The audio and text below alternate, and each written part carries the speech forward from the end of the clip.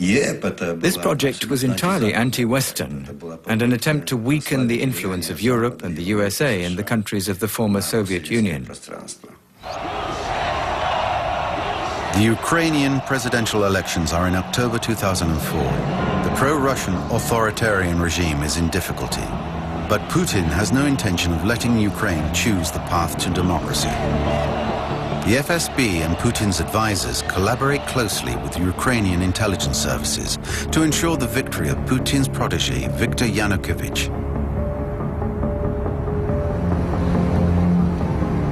At the climax of the election campaign, Viktor Yushchenko, the pro-Western candidate, is poisoned and badly disfigured. But this doesn't deter him or the Ukrainian people. On the 20th of December, after an agitated poll, the Orange Revolution leads him to victory.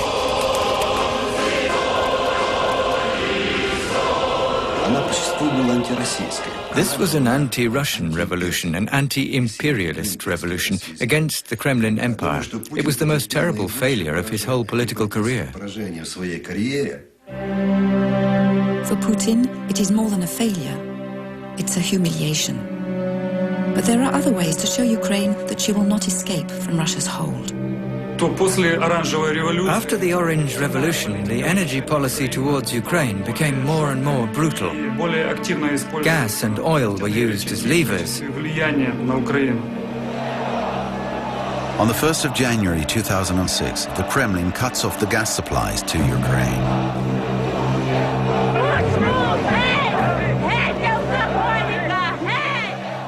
This action was from the beginning intended to show the Ukraine and Europe how powerful Russia is in terms of its influence with regard to gas supplies.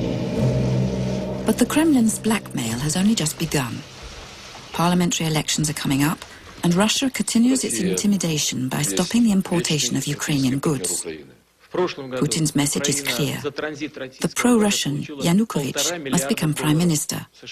If the Ukrainians vote for his party, everything will return to normal. Today, the deed is done.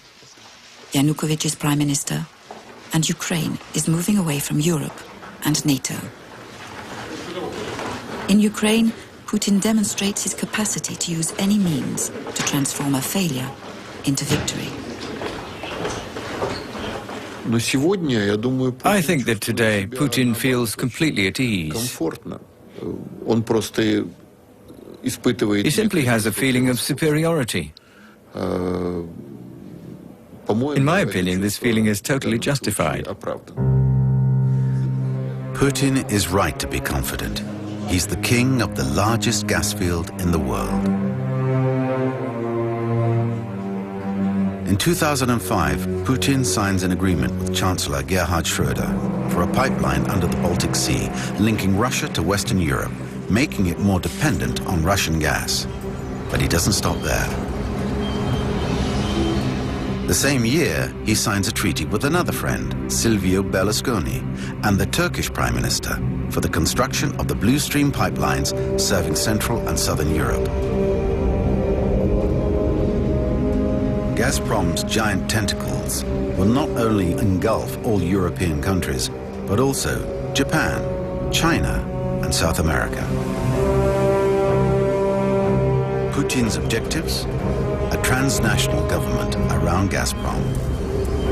Russia's future challenge to American world dominance.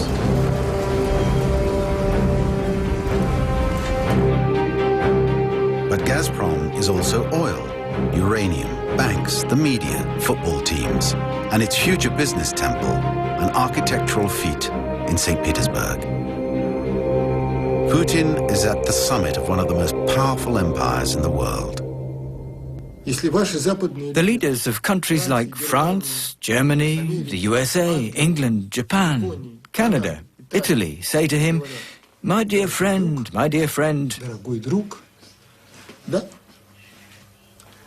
you know what's going on in Chechnya.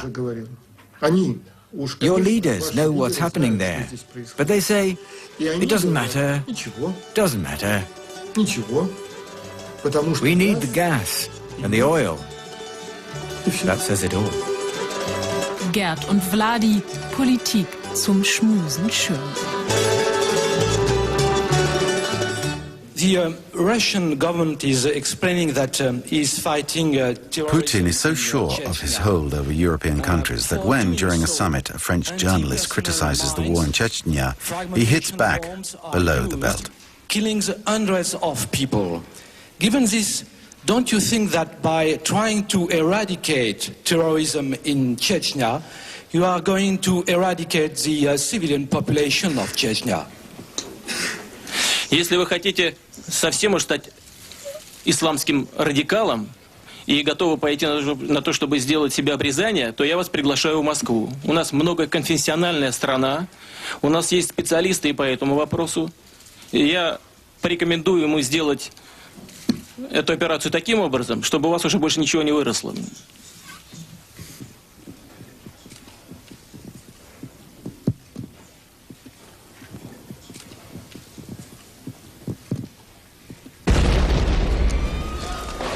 A new tragedy reminds the Russians of the situation in Chechnya. Hostages taken by terrorists are held in a school in Beslan in the northern Caucasus. Russian special forces storm the school.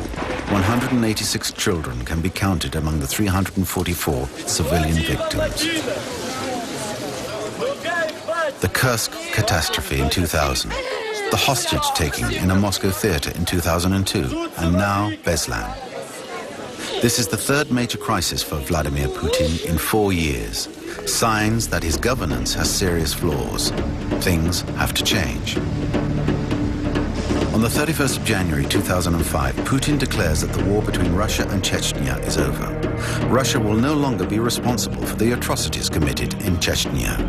Putin has transformed the conflict into a civil war by nominating Ramzan Kadyrov, the son of the recently assassinated pro-Russian president, as Prime Minister. Kadyrov's ferocious militia replaces the regiments of the Russian army. Of course, today, they're the only ones Putin can count on. The war in Chechnya has been raging for 10 years. And now it's Ramzan Kadyrov and his criminal murderers who are implementing Putin's policies and his war in Chechnya.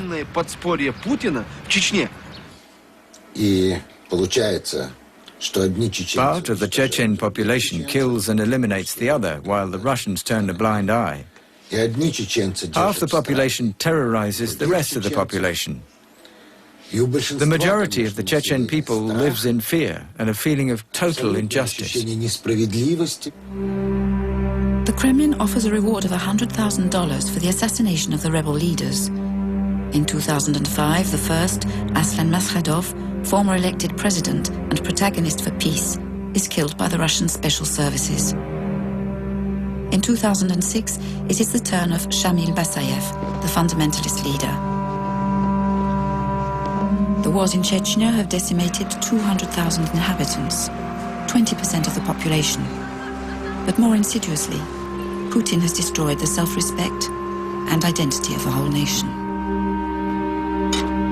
As for Gazprom, a new pipeline will soon be crossing Chechen territory, linking Baku to Central Europe.